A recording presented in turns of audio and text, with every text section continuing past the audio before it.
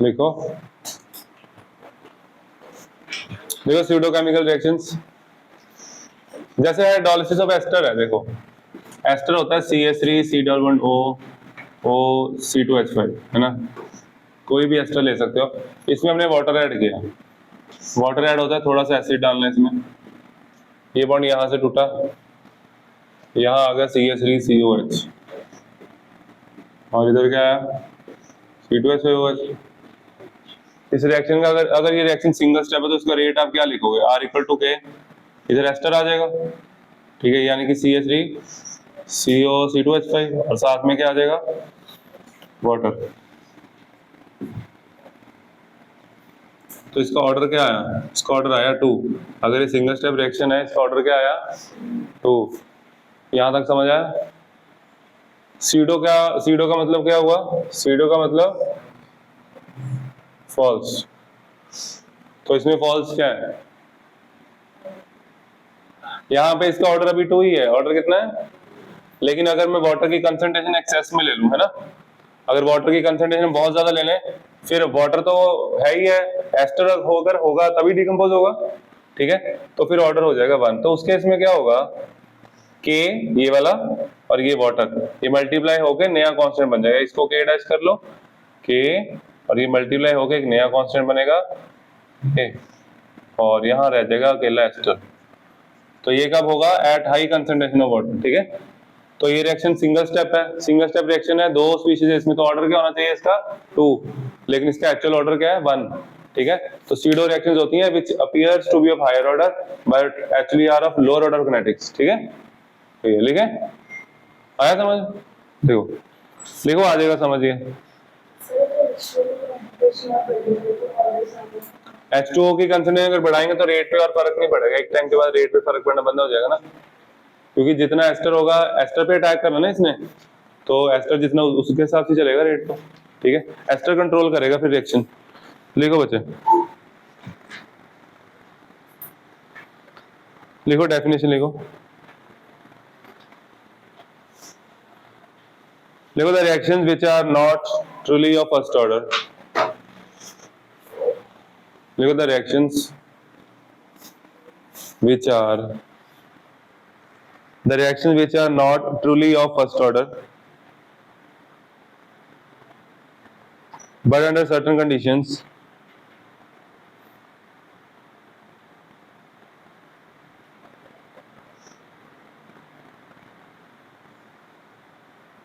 the reactions which are not truly of first order but under certain conditions become reactions of first order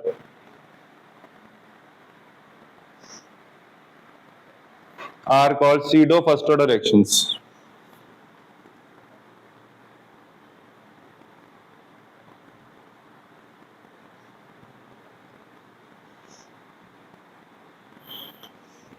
तो ये होगी SIDO first order reaction की definition. अगर SIDO chemical reaction SIDO की आएगी तो उसमें बस लिखना नहीं फर्स्ट सेकंड, तो उसमें सीधा लिख देना, ठीक है। उसमें क्या लिखोगे, which appears to be higher order but actually are lower order kinetics, ठीक है, वो हम एक बार दोबारा लास्ट में लिख लेंगे। लिखें एग्जांपल, लिखो देखो, consider the hydrolysis of ethyl acid, consider the hydrolysis of ethyl acetate, consider the hydrolysis of ethyl acetate.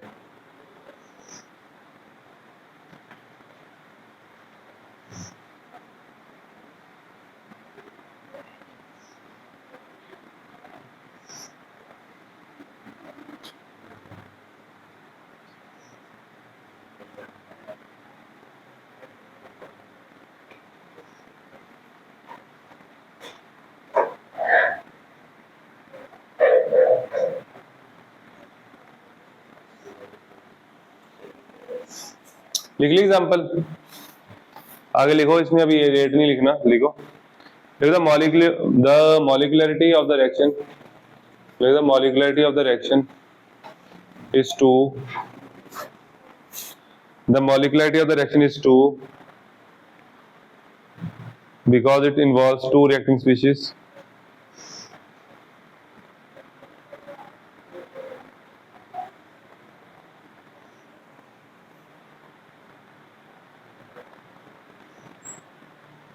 because it involves two reacting species. आगे लिखो, देखो however the concentration of ethyl acetate, however the concentration of ethyl acetate changes, however the concentration of ethyl acetate changes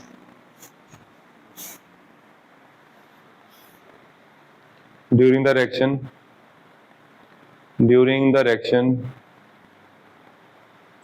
while water is present in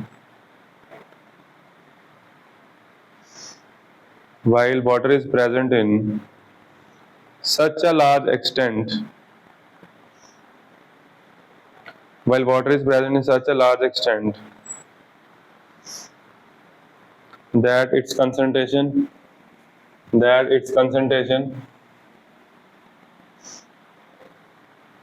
remains practically unchanged. आगे लिखो next line में, therefore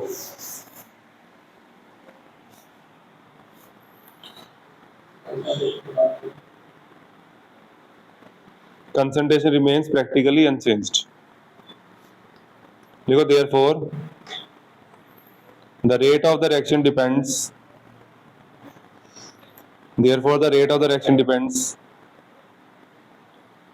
only on the concentration of ethyl acetate.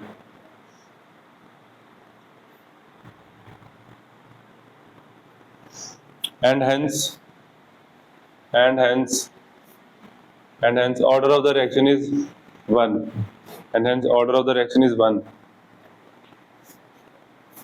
अगर water access में लोगे तो फिर अकेला ये रह जाएगा, है ना, तो इसका ऑर्डर आ जाएगा 1. अब लिखो रेट इक्वल्स टू, ये लिखो rate equals to K dash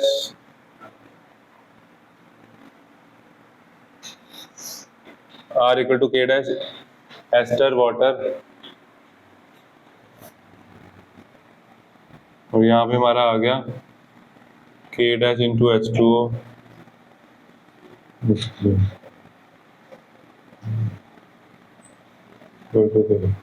ठीक है,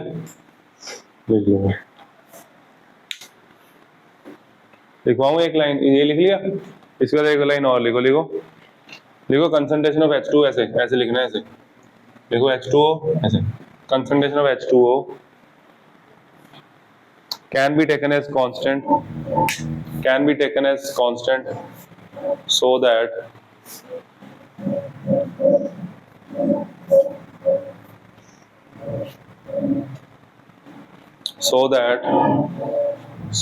आ जाएगा ये, so that rate equals to this, order equals to 1.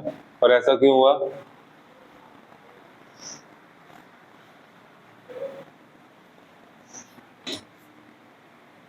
लिख लो है,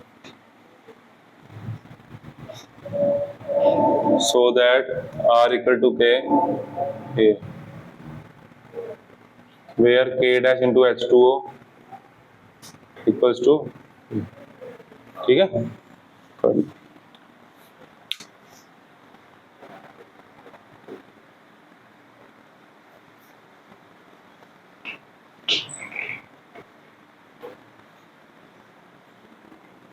आ गया समझ?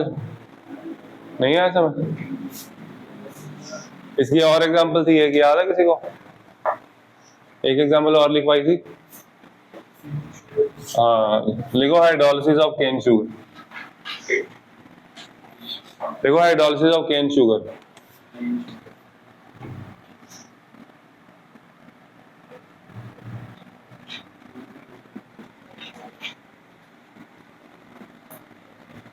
केन शुगर या सुक्रोज, ये मैंने कब कराया तुम लोगों को?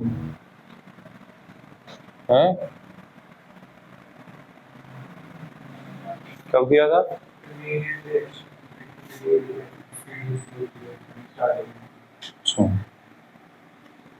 क्या बन गया? अच्छा, वो रोटेशन वगैरह लिखी थी, C6H12O6 प्लस ये ग्लूकोज, ये फ्रक्टोज, ठीक है। इस रिएक्शन की मॉलिक्यूलरिटी कितनी है? ये एमसीक्यू आ सकता है, ठीक है। मॉलिक्यूलरिटी कितनी है? 2 मॉलिक्युलरिटी ऑर्डर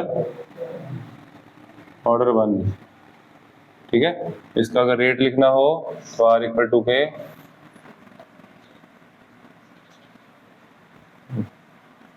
खत्म हो गया, ठीक है, कर लो। ये आपका टॉपिक रहता था, हमने पहले छोड़ा था, ठीक है। और कुछ पूछना है?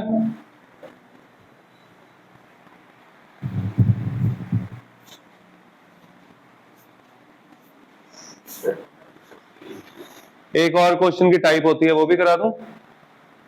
ये भी कर लेते हैं, है ना। ये हमारा रह गया था क्वेश्चन, ये कर लेते हैं।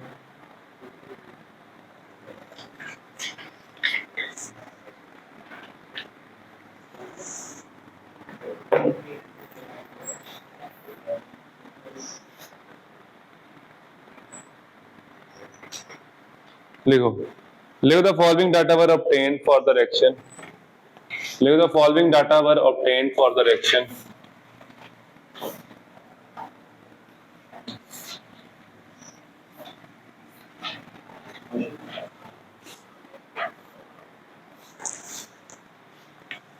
The following data were obtained for the reaction.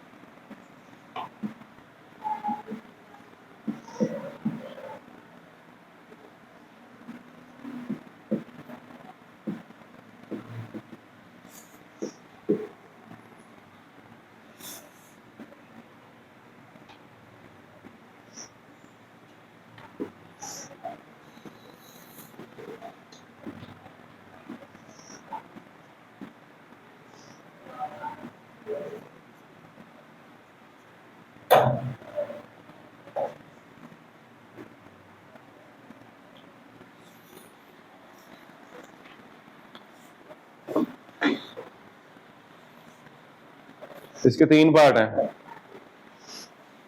Order of reaction sir बताना है, रेट लॉ बताना है, वो तो बताना ही पड़ेगा, है ना। और तीसरा आपको बताना है rate of the reaction when NO2 equal to 0.5 molar. Rate बताना है जब NO2 की कंसंट्रेशन है 0.5 और F2 की कंसंट्रेशन है 0.6। जिसने पहले ऐसी टाइप नहीं की बताएगा कोई कैसे करना है, कोई आइडिया? एनसीईआरटी में है, असाइनमेंट में भी है एक क्वेश्चन। कितने क्वेश्चन असाइनमेंट में ऐसे? 1 2 है ही नहीं। पहला पेज पे हो, पहला पेज कर रहे थे आप ना। चलो बताओ बच्चे कैसे हो गए?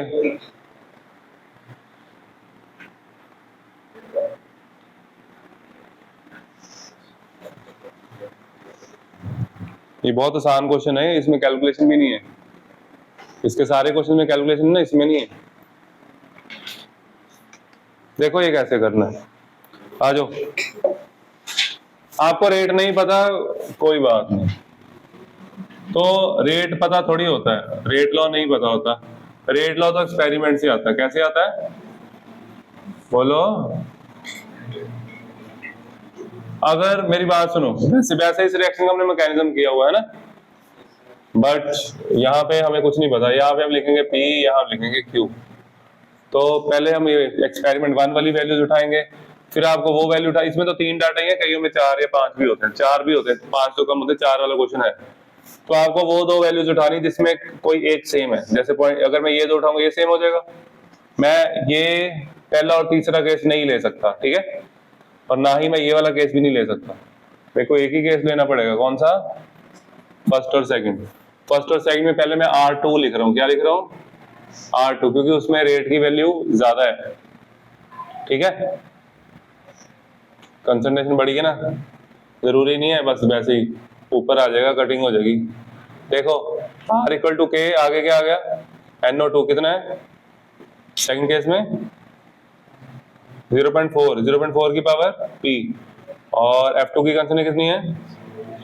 की पावर Q। नीचे R2 की वैल्यू पुट कर दो यहाँ पे, क्या बच्चे? इसको 12 लिख लो, 12 इंटू 10⁻3, है ना। अब आ गया ये कितना है? 6 इंटू 10 इक्वल टू, ये हम डिवाइड करते हैं, इक्वल टू नीचे आ गया के, क्या आ गया?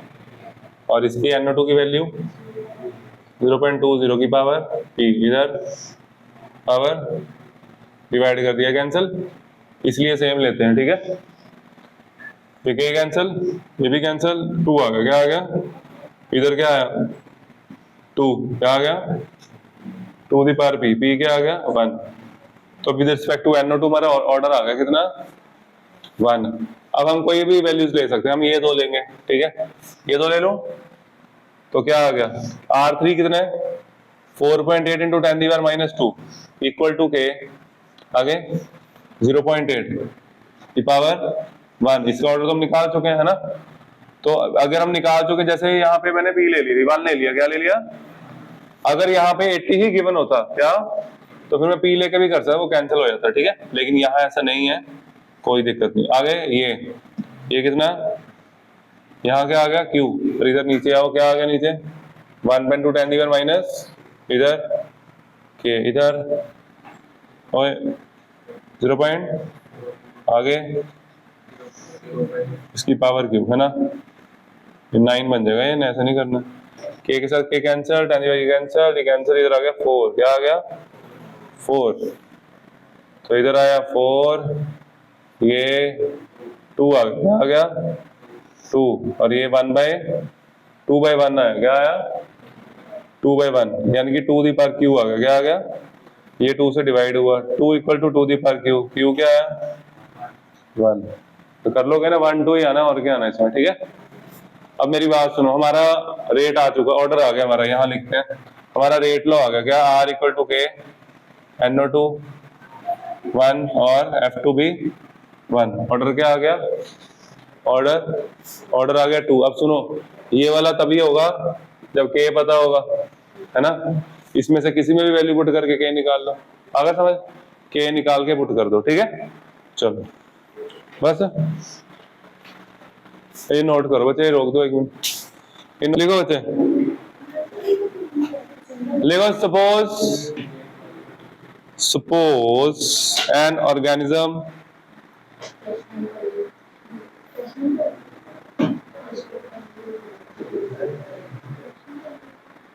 suppose an organism has 20 gram of carbon. Suppose an organism has 20 gram of carbon 14 at its time of death. Suppose an organism has 20 gram of carbon 14 at its time of death. Full stop का लिखो, approximately how much carbon 14 remains after approximately how much carbon 14 remains after 10320 years. बच्चे ये ना carbon dating है, carbon dating कल कराऊंगा, ठीक है। थोड़ा सा बेसिक समझ लो। आर्कियोलॉजिस्ट एज बताते हैं सैंपल्स की, है ना। कैसे कैसे बताते हैं? कैसे क्या करते हैं? वो सैंपल उठाते हैं, उसमें क्या देखते हैं? उसमें देखते हैं कार्बन 14 कितना बचा, क्या देखते हैं? तो उससे कैसे पता लगेगा? सोचो, दिमाग लगाओ ना। मेरे पास एक बहुत पुराना कोई भी मटेरियल है, मेरे को उसकी एज पता करनी है ना, कोई लिविंग थिंग होनी चाहिए वो, ठीक है। जो लिविंग सब्सटेंस था उसकी एज पता कर सकते हो, ऐसे ही नहीं किसी की भी, वो अलग स्टडी, ठीक है। तो कैसे पता लगेगा? तो वो क्या होगा, उसकी बॉडी ना, जब बॉडी जिंदा होती है, लिविंग बीइंग कोई भी हो, प्लांट एनिमल कोई भी हो, तो बॉडी के अंदर कार्बन 14 की प्रोपोर्शन फिक्स रहती है। कार्बन 14 की प्रोपोर्शन क्या रहती है? फिक्स। जब बॉडी खत्म हो जाती है, ठीक है, जब वो बॉडी डेड हो जाएगी तो कार्बन 14 डिके होना शुरू हो जाएगा, ठीक है, क्योंकि वो अब आ नहीं रहा कहीं से, ना वो एब्जॉर्ब नहीं करेगी बॉडी अब, ठीक है, खत्म हो गया। तो अब क्या होगा? कार्बन 14 डिके होना शुरू हो जाएगा अकॉर्डिंग टू हाफ लाइफ दी हुई है उसकी, ठीक है। अब उसने दिया हुआ है, कहता जब सपोज 20 ग्राम ऑफ कार्बन, वो कहता कितना कार्बन था उसके पास है? उसकी बॉडी में 20 ग्राम कार्बन था, है ना, at the time of death. Approximately how much carbon 14 remains after this much years, ठीक है। और ऊपर टी हाफ इसने पैराग्राफ में दिया था, उसका था ना क्वेश्चन, ये केस स्टडी थी 6000 ईयर।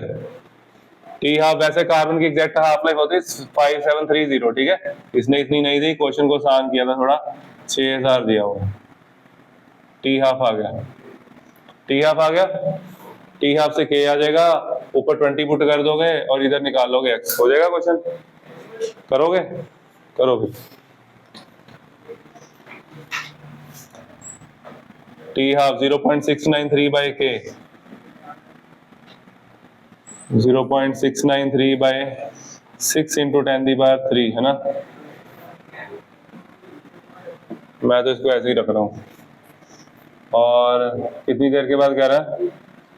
बहुत सालों बाद, 10320 इक्वल टू, क्या फॉर्मूला होता है? 2.303 अपॉन के कितना है? 0.693। ये देखो यहाँ पे देखो कितनी सही चीज चल रही है, इधर देखो, ये मैंने तो ऐसी वैल्यू पुट कर दी थी, यहाँ पे 0.693 है, मैंने भी इसको काटा नहीं है ना, काटना भी नहीं चाहिए। यहाँ पे मैंने पुट किया 0.693, के पुट करो ना यहाँ पे, ये ऊपर आ गया नंबर 6 into 10⁻³। फिर मेरे दिमाग में एक बात आई, क्या आया? बता दे। किसकी कटिंग होगी? नहीं, लॉग, चल तूने सोचा तो सही, बट नहीं, मेरे को ये याद आया सिर्फ कि 2.303 into 0.3010 ये होता है 0.693 होता है ना। तो इसको हम यूज कर सकते हैं। कैसे यूज करोगे? क्या यूज करोगे इसको? मत करो यूज, वो यूज कर लो 1.44, 1 डिवाइडेड बाई 0.693 1.44 होता है। टाउ पढ़ाया तुम्हें मैंने, है ना, तो उससे कर लो, तो छोड़ो उसको। 10320 equal to 2.303 into 1.44 into 6 into 10⁻³ log, पहले 20 है, इधर एक्स है, और इसने एक लॉग दिया हुआ था, इसने एंटी लॉग दिया हुआ किसका? 0.517 का। सैंपल पेपर में क्वेश्चन है, क्वेश्चन आते हैं, 0.517 का एंटी लॉग दिया हुआ है, लास्ट में पता नहीं कहाँ जाके बनेगा ये। एक काम करो, इसको डिवाइड करते जाओ। अब आपको देखो, आपको अब कैलकुलेशन है उसके हिसाब से करनी है। अब यहाँ पे लॉग में ब्रेक भी कर सकता हूँ, है ना, और एंटी लॉग उस हिसाब से बनना चाहिए, वो नंबर आना चाहिए। एंटी लॉग 0.517 आपका बनना चाहिए। अब वो कहाँ बनेगा, कैसे बनेगा, देखना पड़ेगा। ऐसे नहीं उसका एंटी लॉग लेके सीधा आंसर लिख दो, ऐसे नहीं होगा। इसको डिवाइड करोगे, मेरे को बताना लॉग ये क्या है, log 20 upon x कितना है बताओ? 0.5186, ये आ गया, 517 आ गया, वाह, ये रहता है। इसको को तोड़ो, क्या आ गया ये? log 20 minus log x equal to 5186। log 20 क्या कितना होता है? 1.30। 20 क्या होता है? 2 into 10 क्या होता है? log 10 कितना होता है? 1। log 2 कितना होता है? ये आ गया माइनस log x, इधर 0.5186, log x इधर ले आओ, वो उधर ले जाओ, 1.3010 माइनस 0 क्या करना, ये माइनस करो, कितना आया? 0.7824। अब इसका एंटी लॉग लेना। देखो क्वेश्चन फंस गया ना, अब पेपर में हमें एंटी लॉग गिवन ही नहीं है, इसका नहीं गिवन ना, तो अब यहाँ पे आप क्या करोगे पेपर में, आप ये नहीं है क्वेश्चन छोड़ दोगे, आप क्या करोगे, आप यहाँ से एंटी लॉग लोगे। वो उसका कहने का मतलब है इसको इधर रहने दो, इसको लॉग को मत तोड़ो, इसका एंटी लॉग दिया हुआ है। अब यहाँ पे वही वैल्यू बनेगी जो वो उसने दी हुई है। ये हमने कैलकुलेशन में थोड़ा बहुत कुछ किया होगा, ठीक है। या थोड़ा सा राउंड ऑफ किया उसे, आगे समझ।